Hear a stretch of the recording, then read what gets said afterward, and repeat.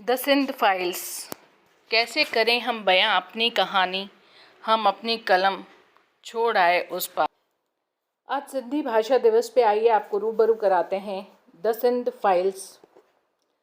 सिंधी एक Indo Aryan जातीय समूह है जो सिंधी भाषा बोलते हैं और सिंध क्षेत्र के मूल निवासी थे। सिंध को हमसे पिछड़े 75 वर्ष हो गए हैं। 1947 में भारत विभाजन के दौरान सिंधियों की जो पीढ़ी पाकिस्तान बंटवारे के चलते भारत आई थी, उनमें से ज़्यादातर अब इस दुनिया में नहीं रहे।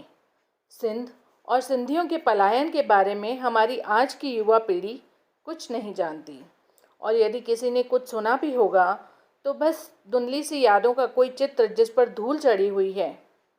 हमारी नई पीढ़ी अपने अस्तित्व के बारे में जान सके, इसलिए हम लाए हैं आपके सामने द सिंध फाइल। बंटवारे का सबसे ज़्यादा असर जिन कौमों पर पड़ा उनमें पंजाबी, बंगाली एवं सिंधी सबसे ज़्यादा थे। परंतु हैरानी की बात यह है कि पंजाब और बंगाल फिल्मों से लेकर तस्वीरों तक साहित्य और कहानियों से भरा पड़ा है, और सिंधी जिनको विभाजन के दौरान सबसे ज़्यादा कठिनाइयाँ आई, क्योंकि 12 लाख सिंधियों के प्रांत का विभाजन नहीं हुआ बल्कि उनसे पूरा का पूरा प्रांत छीन लिया गया और उनका कहीं कोई जिक्र नहीं। और सबसे ज़्यादा तकलीफ देह बात तो ये है, ना तो किसी साहित्यकार ने ना किसी इतिहासकारों ने सिंधियों की व्यथा जानने की कोशिश की। अगर हम बात करें 1947 के विभाजन की, तो अधिकांश सिंधी हिंदू, सिंधी सिख और सिंधी मुसलमान, सिंधी जैन शांतिपूर्वक एकता का परिचय देते हुए भारत के नए स्वतंत्र डोमिनियन और दुनिया के अन्य हिस्सों में चले गए, और उनकी एकता और भाईचारा ही सिंध में दंगे न होने का सबसे बड़ा कारण बना।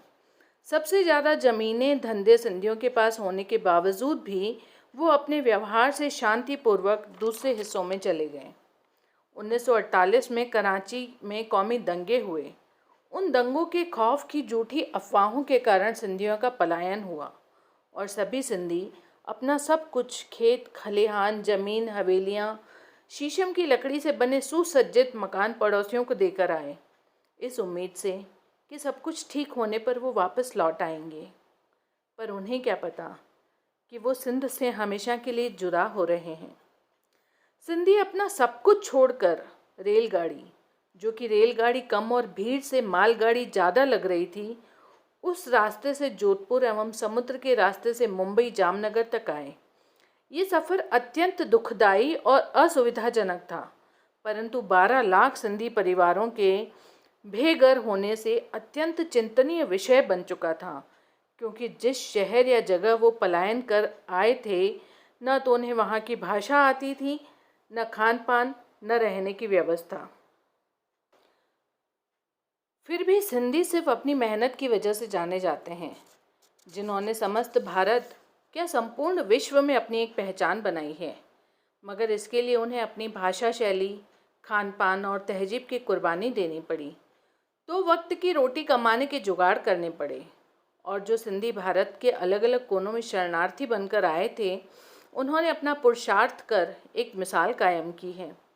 पर अब सोचने वाली बात यह है कि जब भारत के राष्ट्रगान में सिंध आज भी मौजूद है, तो सिंध नाम का कोई राज्य क्यों नहीं है? कहाँ है सिंध की ज़मीन? परंतु जब इस बारे में हमारी पुश्तैनी पीढ़ी गांधी जी से मिली थी, तब उन्होंने सिंध प्रांत होने के लिए समर्थन किया, और कच्छ में महाराजा कच्छ ने 15,000 एकड़ ज़मीन सिंधु रिकंसल्टेंट कॉरपोरेशन को दान में दी गई। परंतु तत्कालीन सरकार ने राजाओं द्वारा दी हुई ज़मीन के दान पात्र को कानून बनाकर अमान्य कर दिया, और इस तरह कानूनी लड़ाई लड़ते लड़ते हमारे कई सिंधी भारत के अलग अलग जगहों पर बस गए, परंतु आज तक सिंधियों को सिंध प्रांत नहीं मिला है। सिंधियों की खासियत और पुरुषार्थ का इससे बड़ा उदाहरण और क्या हो सकता है कि सिंधियों ने आज तक सरकार से न कोई ज़मीन मांगी है और ना कोई मदद और ना ही कोई आरक्षण लिया है। सिंधी आज जो भी हैं अपने दमखल से हैं, और उन्होंने समस्त विश्व पटल पर अपना एक अलग मुकाम पाया है। बस आज अगर ज़रूरत है तो इतनी कि हमारी भाषा, हमारी संस्कृति जिसको हमारे बुज़ुर्गों ने संभाला है, हमें उसकी संभाल करनी है।